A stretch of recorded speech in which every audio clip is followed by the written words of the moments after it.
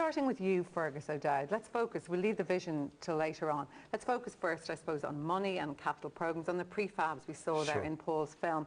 If you, perchance, became Minister for Education in the next government, how many prefabs would be ripped out in the first year? I think the very simple answer to that is that the Minister had money this year which he couldn't actually spend on building. Building was never cheaper. A substantial building is 40% cheaper than it was at the height of the boom, yet she couldn't spend the funding because the process is not quick enough. The facts are that you couldn't stand up in these days and say that that school should have a prefab if you can put a building there almost as cheap. Okay, but I'm just asking you if that's okay, Fergus O'Dowd, what you would do. I mean, 60,000 children are currently in prefabs in this country.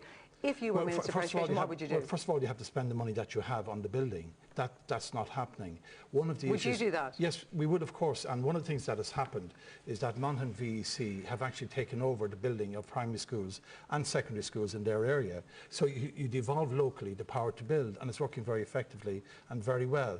But it's unforgivable if you have money in your budget and you can't spend it. That's the key point. So if you had a time scale, for example, I'd say within the first 3 years, because the first year is very short, would you imagine how many of those 60,000 our children would not be in prefabs? Well, I can answer the policy this way. We will be determined absolutely to spend the money that we've got, which the government didn't do.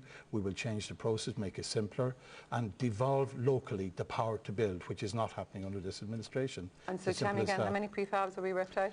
Well, you said 60,000. I would like to see all of them gone. If the building fund cannot be spent, if children have to spend the winter in cold, drafty prefabs without proper toilet facilities, that's not acceptable. And if the money is sitting in the government kitty and isn't being spent, that's a damning indictment of Fianna Fáil.